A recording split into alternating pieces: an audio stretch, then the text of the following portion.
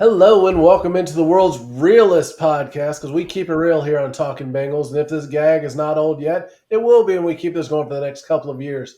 We are doing all of our early 2000s white guys can't dance moves apparently. So keep it up, guys, because the Bengals are 1-0. Was it pretty? Hooray! Yeah, it was not pretty. Was it at least watchable? Kind of. But they won. That's all that matters. I mean, did the Browns lose or did the Bengals win? No, just go with whatever you want to call it. It works out either way. Both. So, boys, how we doing? Hooray! 1-0 is 1-0. We made it, boys. We made it. So I like what Lapham said about it. You know, an ugly win is better than a pretty loss, and I would totally agree with that. We had a lot of pretty losses last year, so I'll take this ugly win over a pretty loss any day. So did the Ravens. Yeah. Yes. Oh, that was just the cherry on top of everything. It made me so happy. I went to bed. I was like, there is no way that the Bills come back. No way. Okay, this isn't a Ravens podcast, but we have to talk about this. But it's actually related. How? How do you lose a game like that? As a Bengals fan, super happy about it, right? Oh, yeah. Ravens are 0-1. But Ravens? Come on. Your defense has never been that bad. Just let it keep trickling that way. Let it continue to be that bad. That's what I'm hoping. Just take it to that level. Just raven it up. Make that a saying this year. They're going to find a way to raven the game. Like the Browns found a way to brown the game. Yes. So, yes, I they mean, did. yeah, it's a win. They definitely brown back that game. I mean, it's a win. We're all happy about the win. But a 4-point swing, basically. You miss an extra point, you miss a chip shot field goal, and you lose the ball game. Did the kicker get fired? I didn't even look into that yet. It's the Browns. He didn't get fired. No, I mean, I don't know. I might go back to who was their old kicker from last year that lost the camp battle. I might have called him and be like, hey, dude, it's time to come back because this rookie. I'm sorry. Hey, guy, I'm sorry. Take We us should have back. kept you. I don't even know who their kicker was, but yeah. It's the Browns. Nobody cares. So we're going to move straight into our cheers and jeers for this week. And Zach already claimed his in the chat, so I guess I'll let him go first. Where to begin? Well, it's going to be on defense. It's going to start with defense because, they won the game for us, essentially. First couple drives, we're kind of feeling it out. So I'm going to go defensive line. Sorry, Nick. I'll leave the toss-ups for you guys. Trey Hendrickson looked pretty good. Pretty successful pass rush. He didn't have a sack. Yeah. I mean, this is the greatest meme that I'm going to have for the entire 2025 season. I don't think there's a better one out there. Shemar Stewart. Yes, again, same thing. He didn't get to the quarterback, but he put enough pressure that he actually made it seem like maybe we made the right choice at 17. I am the first to admit when I am wrong, and he made me eat a little bit of crow this weekend. So kudos to Shemar. So that's my cheer. My jeer. Oh, man. You forgot to mention B.J. Hill and with the defensive line. Yeah. T.J. Slayton. Yeah, you're right. I'm just saying, there's so many good things about Chris the D-line. Jenkins even? Listen, you can talk about whoever you want to when it's your turn to talk. Believe me, I will. I am speaking. You have to mute Nick. And this guy, and then this guy, also that guy. That is true. Yes, I am very notorious for that. I'm sorry. I'm just going to go the execution breakdown is my cheer for the offense. You looked great opposite of the defense on the first couple of drives, and we were like, man, this is good. We scored 2. Evan McPherson kicks a field goal, all that fun jazz, but you let Joe get sacked 3 straight plays on one drive. Almost cost us a safety. Thankfully, he knew where he was and fell out of the end zone. So it just looked bad in the second half, unfortunately. So we got to pick it up in the next week. Yeah. Did they So forget that Myles Garrett plays football for the Browns, and that you probably need to put two bodies on him at all times? I All don't times. understand it. so let me get this straight. Your cheer was the defensive line. Your jeer was the execution on offense. Yes. CC. Okay. I'm going Again, to go next, Casey, because I'm going to throw you under the bus. Okay, since we love each other and everything. Anyways, cheer DJ Turner. That man had one heck of a ball game. Okay, first interception, just what a stud. Okay, what a stud. What a guy to be wrong about. Thank God I was wrong. My whole preseason thoughts on DJ Turner was, please God, let us find somebody different, and I was wrong. Just like Zach said, eat crow and you have to eat crow. Mm-hmm. I'm eating crow because DJ Turner turned out Sunday, and boy, am I glad that he turned out. Now, my jeer is the one thing that needed to happen. Block Myles Garrett. Yep. That was the only thing on offense we needed to do was block Myles Garrett. How do you not? You have Orlando, you have Mims. Both of those guys should be able to block one-on-one Myles Garrett with how big and strong they are. It is easier said than done. I agree. But letting him get to Burrow that quickly, that many times, come on, dude. Burrow couldn't even take a 3-step drop. My question with that is, isn't that why Drew Sample is still on the team? Like, if you have him at fullback, be like, wherever Myles Garrett is lined up, I don't even care if you're missing other guys. Just move to wherever Myles Garrett is and block him. Agreed. Understand. But anyways, my cheer, DJ Turner. My jeer, how do you not block the only guy that's a threat on the Browns defense? Agreed. I'm going to add one thing to the DJ Turner comment because I was losing my mind over it. And I'm not going to get too much on the refs. Every week we could say how much the refs suck. And we're biased. We're homers. We're Bengals fans. So, I don't want to get too much on it. But he had perfect coverage on the DPI that was called on him. Perfect coverage. I was never a great cornerback, but I understand the position. The fact you put your arm around the guy and you reach across to smack the ball. If you're not allowed to put your arm around the guy, what are you supposed to do? Just let him run for a touchdown if you miss it? I was livid. But anyway, didn't end up killing us, and he had a great game. So my jeer is where I'm going to start off with. Cam Taylor Britt. Oh, my gosh. That guy's got to figure it out. He's supposed to be our number one. Can we move Dax Hill back to the outside and put Fig Newton as the slot? Because right now, Cam Taylor Britt had a horrible game. When the team is targeting your quasi number one cornerback as the person they're trying to pick on, that's bad. And he got lucky on a couple of the times the Browns just dropped the ball. Like easy one. I mean, the one play was the third down. Fanning dropped the ball, and Cam come up like, yeah, dude, you didn't make a play. That guy dropped the ball. Yeah, then Judy came across the middle. Yeah. Dropped it right in the bread basket. Like, you can't celebrate the fact that the other team bailed you out and you didn't do your job. So he's got to either get better or they need to find another solution because he is going to get picked on and lit up. And not that we're to this point of the show yet, but the Jags are not somebody to sleep on. They're a pretty good team. They looked good in their opening game. Of course, it was against the Panthers. We'll get to that later. But my cheer is going to be Jordan Battle. He was a guy that we were all ripping on really hard in the Commanders preseason game for letting their quarterback just, trot in and not even try to tackle him. But he didn't just have the interception. He had a very good game. He was in position. He was making plays. He was a run stopper. He seemed like he knew what he was doing. And another guy, honorable mention real quick, is Demetrius Knight. I was really hard on him in the preseason. Thought he looked like the game was going a million miles a second. And he just couldn't keep up. He played really well. Had a lot of good run stuffs.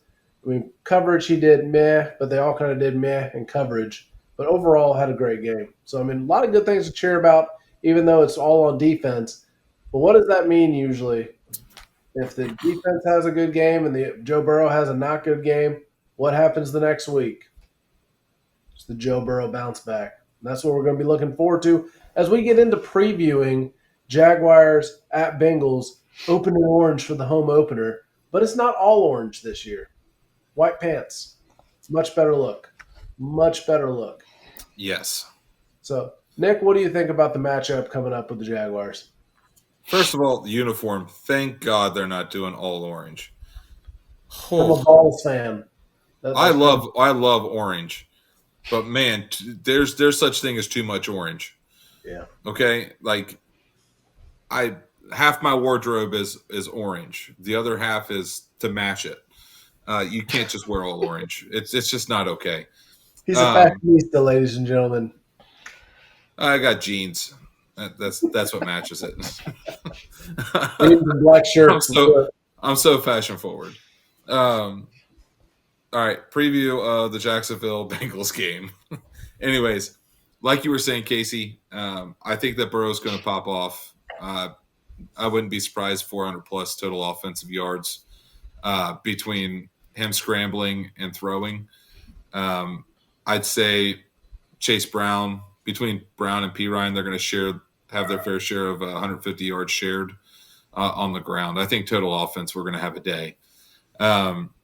Defense, I'm going to be honest with you. I think if I were to grade the defense, they would be like a B-.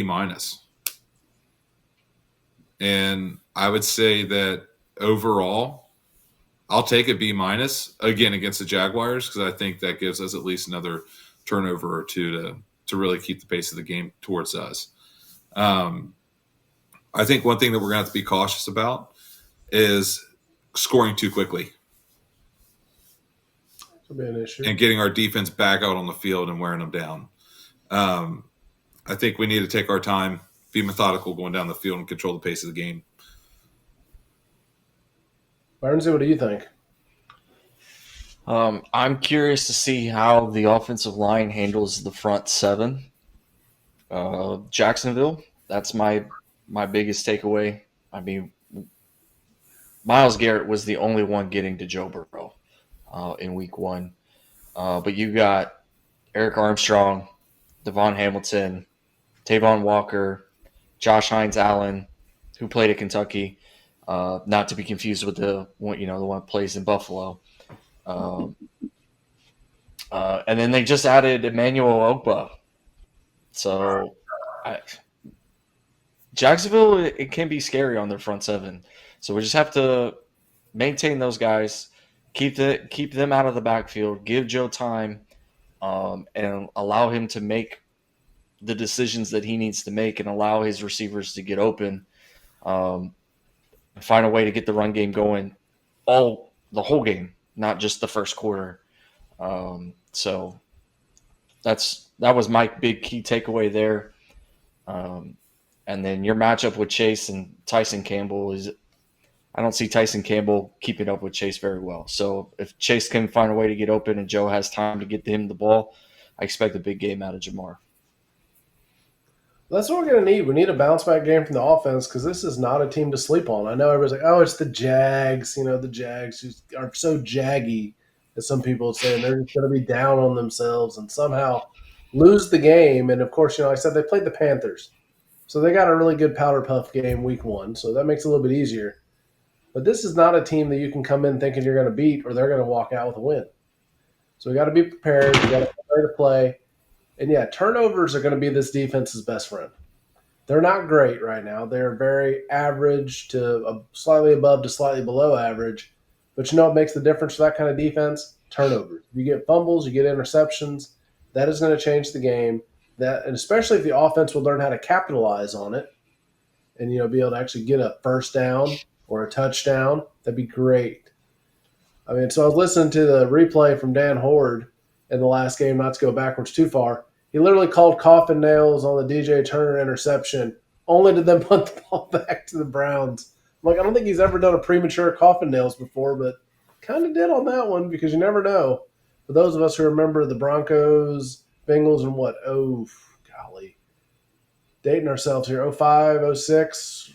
05, you talking about Stokely's? Yes, that play Yeah. where I just literally put my head down like, I can't believe I just watched this live. This is horrible. So, yeah, I never count a game over until it's literally over because I've seen some stuff. You know, Bengals fans, we know a thing or two because we've seen a thing or two. But as long as Joe Burrow bounces back, Jamar Chase is going to be ticked off. T. Higgins is going to be ticked off. They want to play better. And Chase Brown's probably really mad that he had a great first half and then looked like complete crap. What was it? 7 yards was the total offense in the second half. Net. You know, insert a Letterkenny thing, bleeping embarrassing. Kick a trash can or two. It's fine. But, yeah, they got to just be better. The offense has to play well. Defense continued to do as good as you did last time, and we're going to be fine. If they can play that well the rest of the year, we're going to be fine if the offense figures it out, which they will. I'm not worried about it at all. No stress, no worries. Anything else you guys want to bring up about the game preview?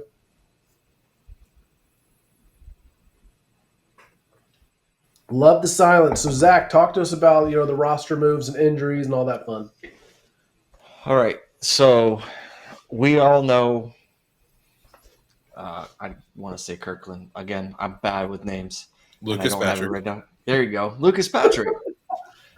Kirkland's gone. Lucas Patrick is on the is on the injured list for the next couple of weeks, according to Zach Taylor. So that means more playing time for Dalton Risner, whatever. Yeah, something or other. We don't know. Yeah, Dalton. Rosenberger. We don't know.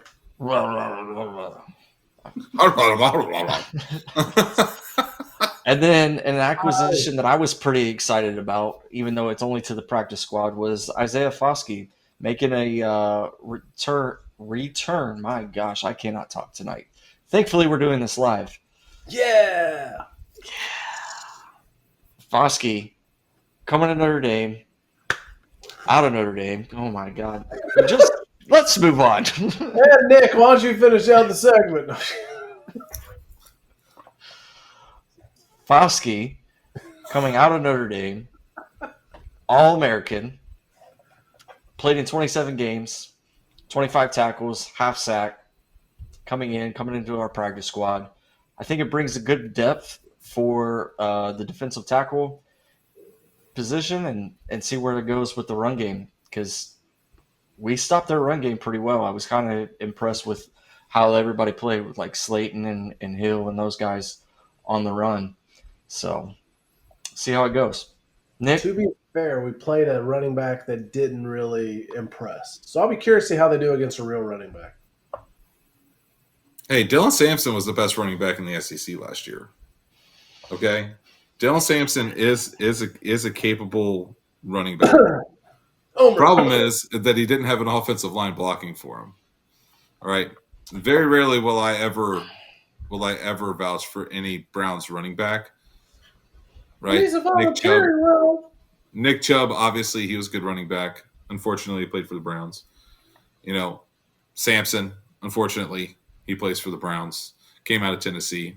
Heck of a running back. Just went to a bad team. I think that, you know, Dalton Risner having an opportunity to have a whole practice week being on the first team, I think that's going to help out with a lot of the reps. And I mean, really coming out pretty healthy afterwards. Defensive side of the ball, not really having to worry about any of the injuries. So, I mean, at the end of the day, kind of a win in my book. You know, especially even though we had a really ugly win against the Cleveland Browns. At the end of the day, I think we came out a little bit more on top because nobody else really got any injury. So, I mean, we made the joke earlier, you know, talking about somebody with an inflated ERA in baseball. What are we going to call that if Cam Taylor-Britt keeps playing this way? What are we going to put him on the injured reserve list for? A deflated PFF score? I mean, what? He might just go on the not injured, not playing list. Is that the same list that oh God, joke's over. I can't. Yeah. Jeez, he's going to be there with Jermaine Burton. Yeah, exactly. There you go. There it is. Man, I am so good at my job. The healthy scratch list. They're both going to be healthy scratches and playing slot machines. But I hope Cam figures it out. I like the guy, honestly. He seems like he's been focused more on the right stuff, not being an arrogant jerk this year, not giving bulletin board material. So, if you want to get bulletin board material, you better be an all-pro. That's all I'm saying. But we digress. We're going to get into our Talking Bengals challenge question for this week. So what we are looking for, Joe Burrow had how many yards last week, Zach? Because I just keep throwing you under the bus for fun. I know what the answer is, but It was like 130 yards. 113. I was close. It had a 1 and a 3 in it. Yeah, it was bad. So we think Joe Burrow is going to bounce back. So we want to know how many yards is Joe Burrow going to have passing. And if you get it within plus or minus 20, you win a free t-shirt compliment of Talking Bengals. So Zach's going to put some fun posts out there for you. Comment on those. Let us know what you think. We have some awesome swag out there. Zach's ever popular Joe Burrow Gritty shirt, which is everlasting. It's awesome. It's the best seller. If you don't have one, you're probably just feeling like you're left out of the group. So go ahead and buy one. It's fine. You're going to look awesome. It's a great looking shirt. But that is the Talking Bengals challenge question for this week. Anything else y'all want to bring up? I want to bring up how it looks like you're glued to your chair. I am glued to my chair. Lounging, but leave me alone. I literally have my feet propped up and I'm chilling. Like, I've been watching a lot of stuff Bengals related for the past couple of days when I have an opportunity. And essentially everybody that I'm hearing is like, oh, this is really bad for the Bengals because they played a really bad Browns team and still only won by a point. Or they're on the complete other side of, think about it this way. Burrow didn't win the game for the Bengals. The defense won the game. We know Burrow's going to perform, right? Watch out, NFL. Which way do you guys think that's going to go? I think it's going to average.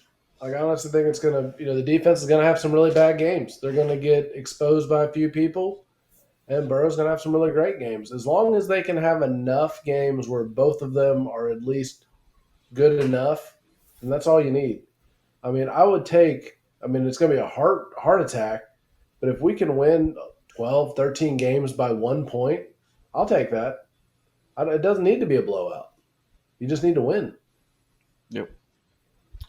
Like you said on Sunday, Nick, it doesn't matter if you win by an inch or a mile. Winning is winning.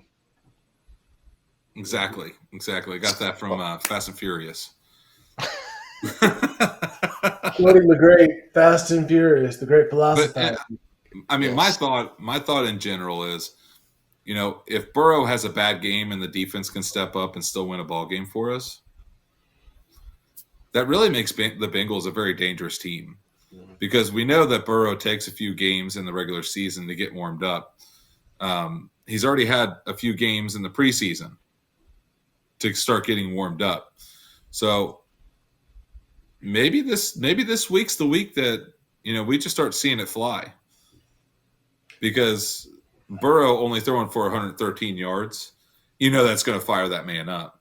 Oh yeah. With his competitive nature, he's like, no, that's bullcrap. I cannot let that happen one more time this year. Never again. What about T and Jamar both stepping out of bounds on plays they would never step out of bounds on? Crazy. That was nuts. I couldn't believe it. I'm like, yep, he definitely stepped out. Yep, he definitely stepped out. Like, guys, this is what you're known for, sideline catches. Just, both feet in every time. So I think they're all going to be pretty ticked off and come back and play with their head on fire.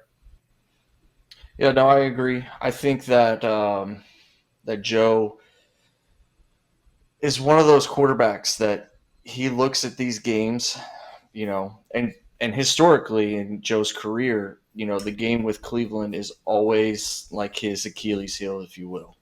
Like he's just never played well against Cleveland. I think he's only beaten them 2 other times throughout. What is it, 3 now?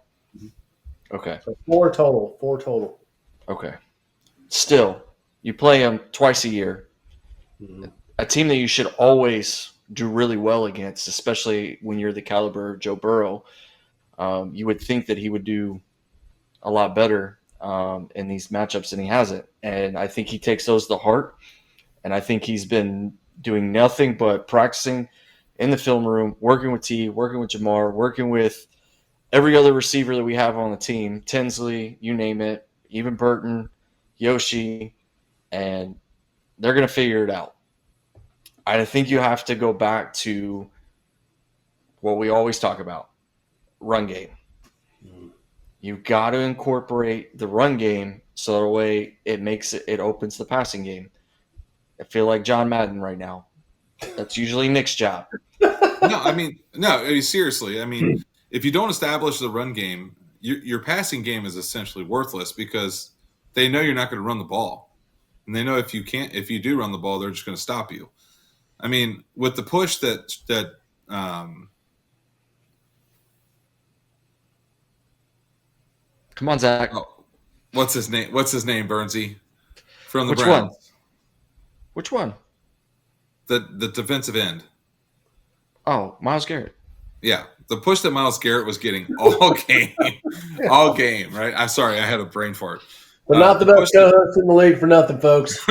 We make it interesting. The push that Myles Garrett was having all game long, you don't run a screen. We did run a screen one play, and it got blown up. But you have to run the screen on a play that they think you're going to be actually passing the ball.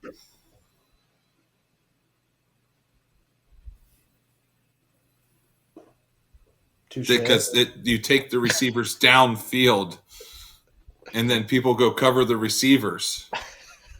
I'm not really sure what you were expecting from us on that one. Sorry for my hands. It's just, I don't know. I don't understand. I don't understand a lot of the offensive play calling in the second half. I thought it could have been a heck of a lot better. Anyways, so I brought up a pretty good topic. Obviously, something that people have been talking about. Zach, let's see you bring up a topic since you're all giggly. That's fair. I'm going to actually pose a question to you.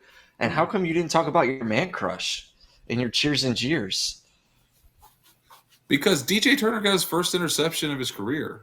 Yeah, but Logan Wilson looked like – yeah, but so Logan Wilson looked like Logan Wilson of old and not 2024 Logan Wilson. He's healthy. Yeah. He was all over the field. Granted, he did get injured for a play, came back out, and still played an effective game. So that's my honorable mention from the Cheers and Jeers segment earlier, since Casey was giving some earlier. So, yeah. I mean, I didn't want to just Chris Collinsworth and Patrick Mahomes the thing, but I mean, now here's a guy. I know we're not talking about the Bengals right now, but I really got to bring up Logan Wilson, and they're not even playing, and he's talking about Patrick Mahomes. Anyways, Chris Collinsworth played for the Bengals. Well, I don't know why he likes Patrick Mahomes so much. But anyways, yes, Logan Wilson, he played really well, right? Logan Wilson played really well, but I mean, DJ Turner, he was somebody who I was really hard on, if not vocally on the show, but definitely, with what I was thinking about watching the preseason. So at the end of the day, I think I had to say it out loud that, I'd eat the crow. I like self-awareness. I like it. We are all about self-awareness and growth on this show. But I'm going to go with my final topic before we get into, closing thoughts. Has nothing to do with the Bengals. I was literally just confused by something. So watching the Bills game and the Ravens game, the 2-point conversion by the Bills, where the receiver gets shoved out of bounds and then comes back and catches the pass. So why aren't all defenders just shoving people out of bounds so they can't catch the ball? Because that was the ruling, he was the first person to touch the ball after being out of bounds. But if you watch the replay, he got shoved out of bounds and then came right back in and reestablished himself. So I was very confused. Yeah, so bold strategy, Cotton. The league actually changed the rule. I want to say it was 5 or 6 years ago, where they allowed the receivers to be pushed out of bounds by the defenders. It happens more than you think. that one was just so prevalent because of the situational and the scenario. But yeah, it happens all the time. I've seen flags. I think there was a couple last season I remember seeing. I think one didn't even happen in the Bengals game, if I'm not mistaken. I don't know. Well, I mean, But my thing is that if you're a receiver and you get pushed out of bounds, should you just sit down like you got tagged out? Like, okay, I'm out of this play, guys. no, just wait for the tip drill. It's just weird to me. You can put if you want to push someone out of Throw your bounds, hands up. fine. But yeah, that's what I would. If I was a defensive coordinator, that's what I'd literally be saying to do: push all the offensive receivers out of bounds before the guy gets ready to throw. Don't hold him; just push him out of bounds. Then he can't touch the ball. Then what's the quarterback going to do? Like it's a stupid rule. It literally is stupid, and I can't believe out of all the dumb rule changes, we've changed kickoffs, we've changed what a pass interference is. You can literally shove receivers out of bounds, and then they're ineligible. I get if you step out on your own like Tyler Eifert did all those years ago, just stepped out of bounds and then came back in. Yeah. But man, how much easier does that make your life as a defensive back? I'm just going to shove this guy out of the back of the end zone, and then he can't touch the ball. Yeah, I mean, if you shove him out of the back of the end zone, as long as he comes back in play and reestablishes being back in play, he should be fine. Yeah. But then again, the NFL doesn't care what we think. So let's get into closing thoughts here. So Nick, what do you got? Yeah, I think we should do score predictions. Oh, dang it, you're right. I got so wrapped up about that. We should do score predictions. Casey, you go first. Score prediction. Yeah, I'll let you mark them down too, since you're good at note taking. No, that's a you job, Mr. Secretary. But let's see. I think the Bengals will win. I'm going 31-23. 31-23. Bengals. Casey. All right, Zachary. Well, my preseason was that I was taking the Bengals, so I'm going to have to stay with the Bengals are winning.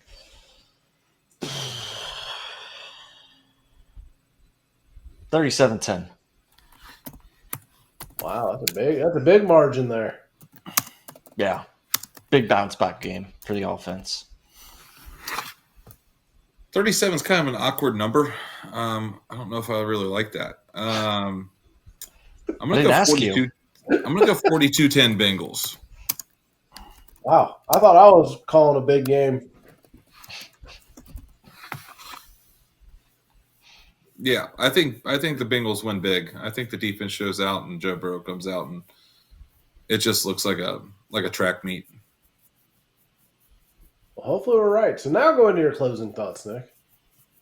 So my closing thoughts. Interesting. There was something else that we were going to talk about. You sent us a message about earlier. Oh, yep. Go ahead. No, I'm going to let you handle that because it was your thing. And yeah, that's my closing thought then. Because he didn't have anything else to talk about. Exactly. Okay, so my closing thoughts is that Casey could be a lot better at remembering things. And, go Bengals, beat the crap out of them Jaguars, and Houday. Go ahead, Zach. Plug the socials and say how much of a jerk Nick is. If you don't like Nick Hoop,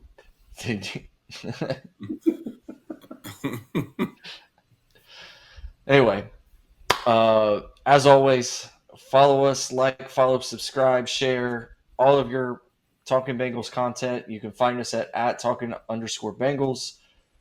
All your social media platforms, Facebook, Instagram, Threads, Twitter, X, whatever you want to call it, TikTokies, the YouTubes, all the fun stuff. I will never not stop talking with my hands, Nick, so you can just get over it, okay? I never learned how to not be this undisciplined, okay? Anyway. It's not a finger NCO for nothing. Yeah. See that double rocker back there? Anyway. Need a big bounce back week, not only by, the star players on the team, but the offensive line. They got to step it up. Defense has just got to replicate and get to Trevor Lawrence. And then what's the kid that won the Heisman? Travis Hunter. There you go. See? Sure. And my final thought is I will eventually learn how to remember all of this stuff. So, Casey, take us home. All right, so we've been having a lot of fun, cracking jokes. That's what we do. We're back and forth, but we're going to get serious for a minute here. So there's a great cause that we want you all to go out there and support. So there's a little girl who's been diagnosed with leukemia. Both her parents want to be there for her treatment. This is going to be years worth of treatment. So they need support. They're both going to be unable to work for a while they're there supporting her. So that's what we can do as a community. It's a local family here, the Pope family. So go out there and support Sage Pope. There's a GoFundMe page. You can just look up Support Sage's Fight Against Leukemia. It's a very sweet family. I know them. They're great people. They need your help. They need your support. Any little amount you can give, whether it's $5, $10, whatever it is, give it to them. There's also a meal train going on for them right now. So anything that you can donate, it'd be great. We already posted it once on our page. We're going to continue to post it. So just please get out there, support this family, come together as a community, show them how strong Northern Kentucky and the greater Cincinnati area is behind them. That is my closing thought. So, hooday. Hooday. Hooday.